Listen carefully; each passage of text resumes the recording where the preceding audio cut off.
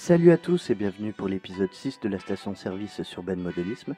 Aujourd'hui, je vais m'attaquer à l'aménagement intérieur de la boutique, à savoir le sol, les affiches, plantes, flippers et tous les autres meubles à coller. Puis installation des vitres et différentes portes se trouvant à l'intérieur. Pour finir, peinture autour de la porte et des vitres de la boutique et des portes du garage. Le tout en rouge avec précision. C'est parti! Pour le sol de la boutique, j'utilise une feuille de carrelage en damier noir et blanc vendue par Région et Compagnie au 1,87e, sur laquelle je vais effectuer les contours de la pièce à aménager.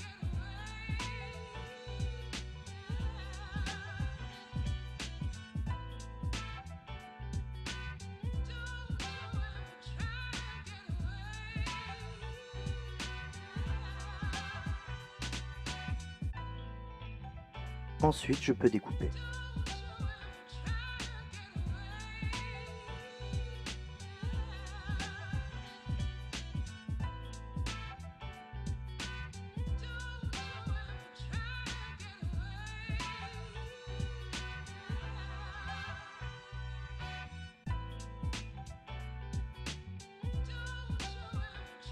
Après avoir vérifié que le sol rentre bien dans la pièce, je peux maintenant coller mon bâtiment sur le socle.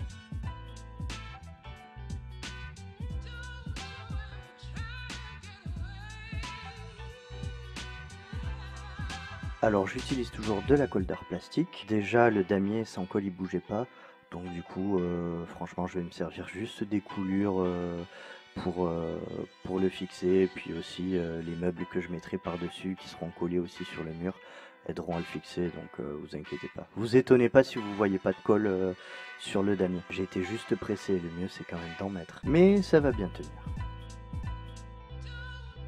Une fois le bâtiment collé au socle, je mets un petit peu de peinture blanche sur le pas de la porte.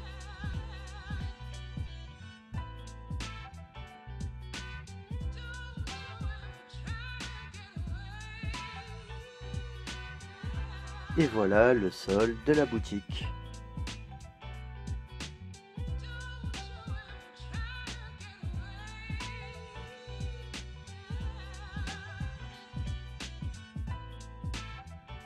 Maintenant, je vais coller les meubles que j'avais peints sur la précédente vidéo.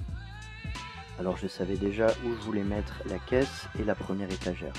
Donc j'étale un petit peu de colle en dessous de la caisse et aussi en dessous de la première étagère ainsi que dans son dos puisqu'elle sera collée aussi contre le mur.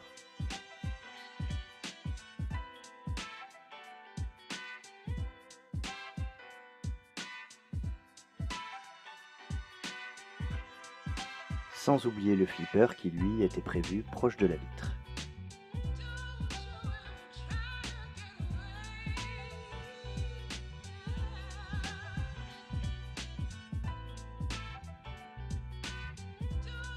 Pour les meubles dont je suis pas sûr, je vais les positionner dans la pièce sans colle et ensuite quand j'aurai trouvé la bonne disposition, je vais pouvoir les coller.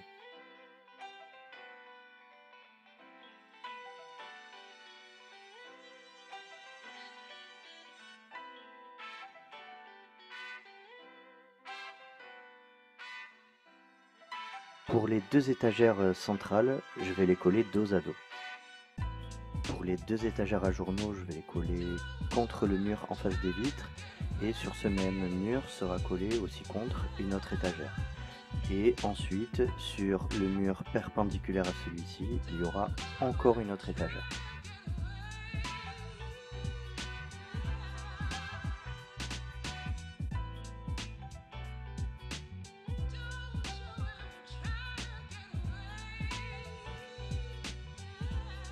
Évidemment, vous vous doutez bien que quand je colle une étagère contre le mur, je mets de la colle dans son dos. Donc c'est aussi ça qui va aider à maintenir le damier contre le sol.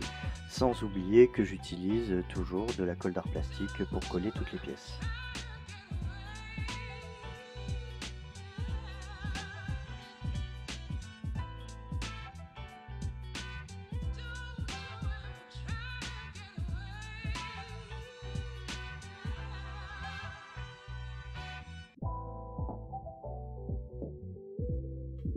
Avant de me lancer dans le collage des plantes et des personnages, je vais coller la première affiche car c'est la seule où je suis sûr de l'emplacement. Elle provient d'une planche adhésive au 1,87e de PN Sud Modélisme. Pour coller cette affiche chocolat meunier, je ne vais pas utiliser d'adhésif car ce n'est pas adapté à mon mur. Elle se décollerait avec le temps, donc je vais mettre encore de la colle d'art plastique.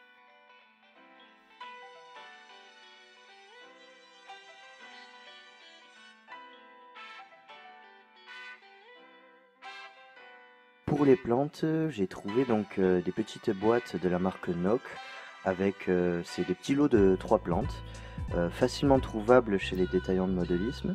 Donc après avoir fait ma sélection puis avoir vu l'emplacement de ces plantes, je peux enfin les coller.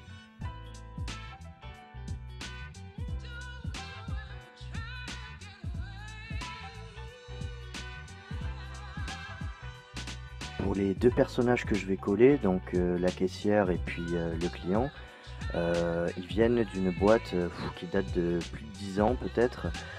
C'était une boîte avec des personnages à peindre. À l'époque, c'était mon père qui les avait peints.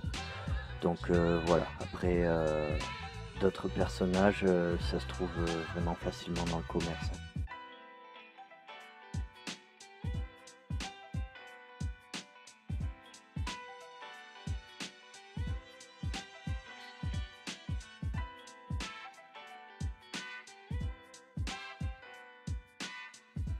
Petite parenthèse pour créer la porte d'entrée de la boutique, c'est important.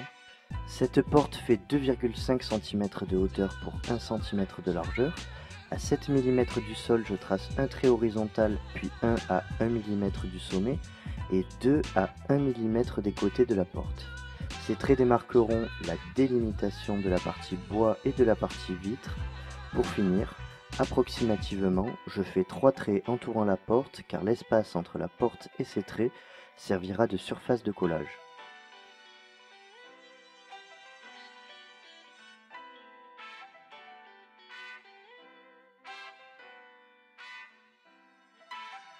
Une fois les tracés terminés, je peux enfin colorier donc le bois de ma porte, donc vraiment la partie bois. J'aime beaucoup travailler avec le crayon pour colorier, pour donner cet aspect bois, parce qu'avec le crayon justement c'est imparfait, ça abîme aussi un petit peu le papier, ça fait de petites aspérités qui font penser au bois. Alors quelque chose que j'ai oublié de dire aussi précédemment, c'est que je travaille sur une feuille canson, pas sur une feuille de papier souple, une feuille canson. J'ai utilisé un crayon marron, mais j'ai aussi utilisé un crayon gris un petit peu plus pointu, justement pour faire ressortir les aspérités, les imperfections. Ensuite, je découpe le tout avec mon cutter à lame rotative pour les extrémités. Et enfin, avec un couteau de modélisme pour la partie où il y aura la vitre, puisque celle-ci demande plus de précision.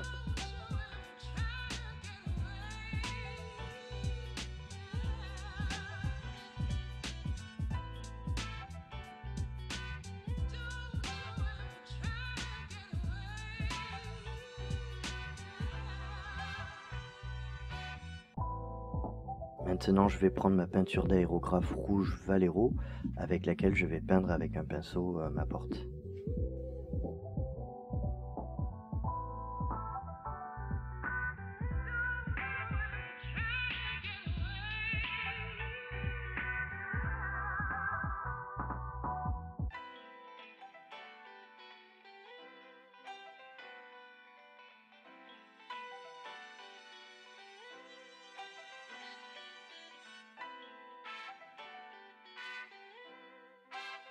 Je vais maintenant la laisser sécher et me lancer dans les posters. Donc au niveau des posters, j'ai pas utilisé la plaquette que j'avais pris de PN Sud Modélisme. Je suis carrément allé sur internet, j'ai cherché des posters à peu près des années 60 avec, je sais pas, les pubs Coca avec Marilyn Monroe par exemple. Voilà, il y avait plusieurs types de posters que j'ai trouvé bien adaptés à ces époques. Et du coup, après, je les ai mis sur Paint. Je les ai diminués au niveau de la taille pour que ça s'adapte au 1,87e. Et voilà, j'ai essayé de jouer un petit peu avec, approximativement. Et à chaque fois, j'ai imprimé. Bon, parfois, c'était pas bon au niveau de la taille, donc je reprenais. Si c'était trop grand, je le raccourcissais encore un tout petit peu au fur et à mesure. Voilà, j'ai fait plusieurs essais. Il n'y a pas de science exacte par rapport à ça, je suis pas très doué en informatique. Mais bon, à la fin, j'ai réussi à avoir des posters de la taille que je voulais, à peu près.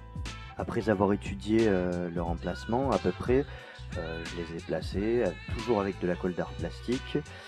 Et aussi, je voudrais venir sur le point des posters. Pourquoi c'est si important, que ce soit les posters ou les plantes par exemple? C'est que vous voyez, on a meublé notre boutique. Donc déjà, ça commence à lui donner une âme. Mais le problème, c'est que c'est complètement aseptisé.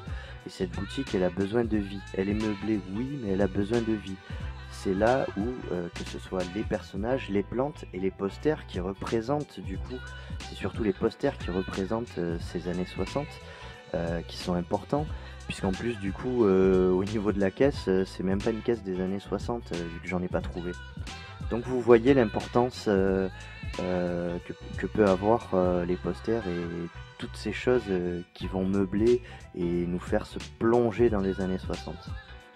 Pour les vitres de la boutique, et d'ailleurs les vitres de la porte et de toutes les fenêtres du bâtiment, je vais utiliser une feuille plastique qu'on utilise pour les dossiers à relier. Il faudra que la vitre dépasse de la fenêtre pour justement donner une surface de collage à cette vitre. Par contre, il faut penser que du côté porte, il y a aussi la surface de collage de la porte. Donc il faut penser qu'il faut la surface de collage de la vitre et aussi de la porte. Et ça, pour chacune des vitres, il faut y penser. Alors si vous avez remarqué, j'ai placé la colle à l'intérieur de la boutique et tout autour de la fenêtre. Voilà, c'est parce que c'est à cet endroit du coup qu'on collera. La colle sera carrément sur le mur et non sur la vitre. Comme ça, ces fameuses vitres, la seule chose à faire, ça sera juste de les plaquer avec précision contre le mur et d'ajuster pour que la vitre soit bien dans l'axe de la fenêtre.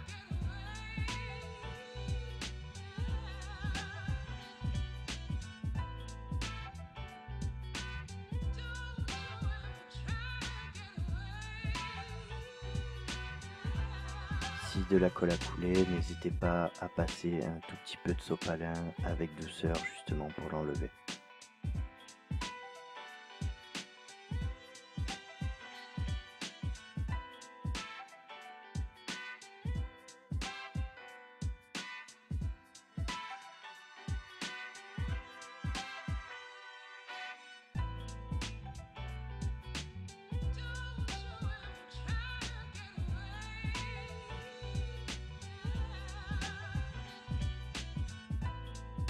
Pour la vitre de la porte, c'est tout simple. On découpe la vitre aux dimensions de la porte et puis on la colle en profitant des grosses surfaces, c'est-à-dire au bas de la porte par exemple, et un petit peu sur les côtés là au 1 mm, au petit millimètre qu'il y a de surface de collage.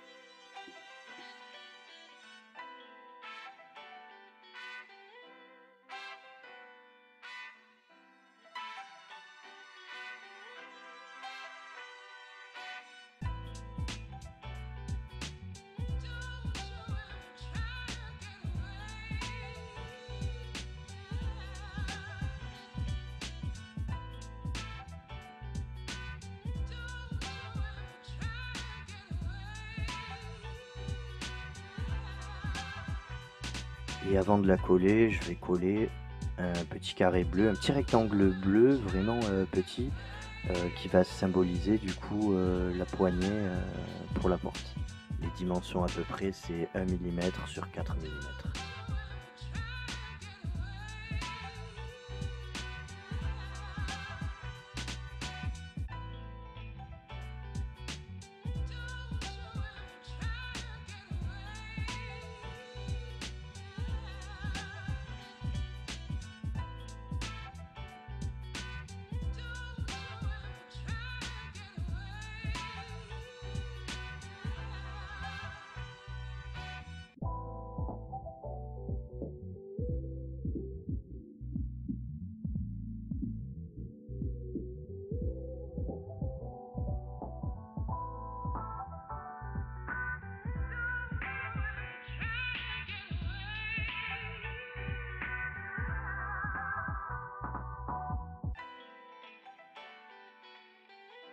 Maintenant, je vais tracer 3 portes de 2,5 cm de hauteur pour 1 cm de large.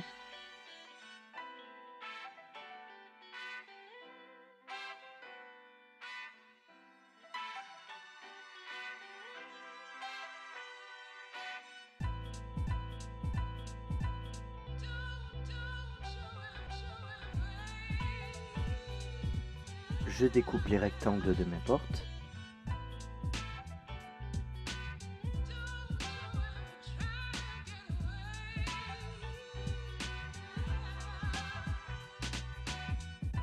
Je les colorie au crayon avec une première couche de marron et ensuite une couche de vert que j'applique légèrement.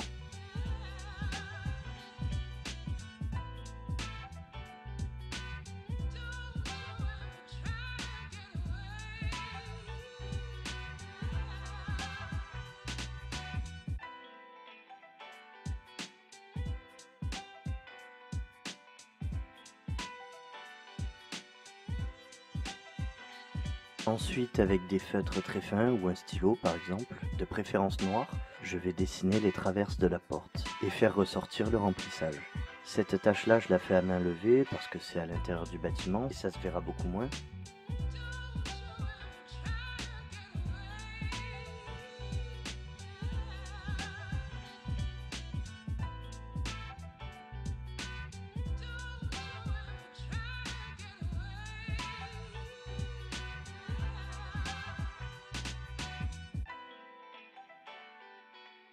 Puis je les colle avec de la colle d'art plastique.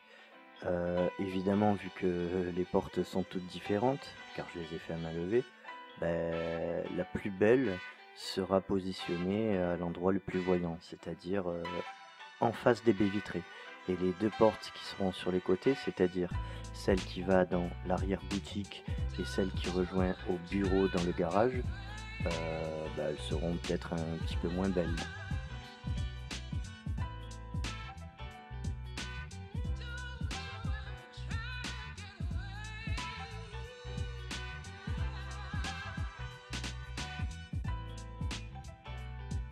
Et je vais finir cette vidéo sur une note précise, mais un petit peu plus légère, en peignant l'encadrement des fenêtres en rouge.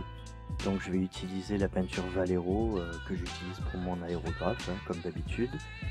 Et comme c'est un travail de précision, vous allez voir, pour être plus à l'aise dans ma peinture, il y a une main qui porte le pinceau, et cette main-là s'appuie sur l'autre main justement pour avoir plus de précision, pour moins trembler d'ailleurs. Et pendant que j'y pense, le pinceau doit être très fin, parce que ces espèces d'encadrement de fenêtres et de portes aussi vont faire approximativement 1 mm.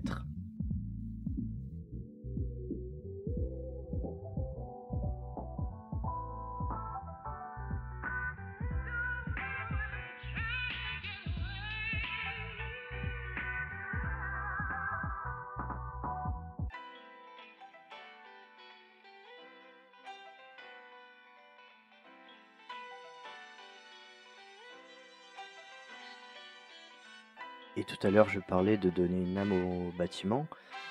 Justement, ces petites touches, comme par exemple ce rouge placé autour des portes et des fenêtres, ça va donner une âme, ça va donner quelque chose de plus au bâtiment. Et juste par une petite touche légère, on arrive à donner quelque chose à ce bâtiment.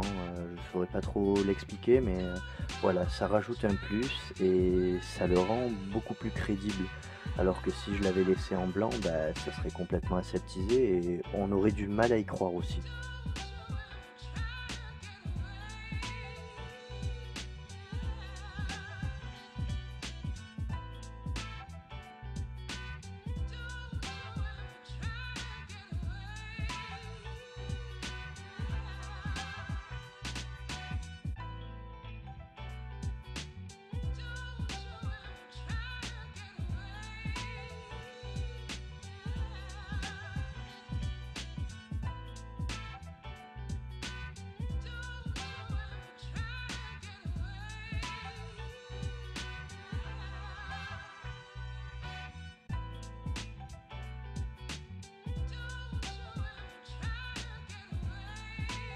Et voilà pour aujourd'hui, notre boutique elle est quasiment terminée à l'intérieur.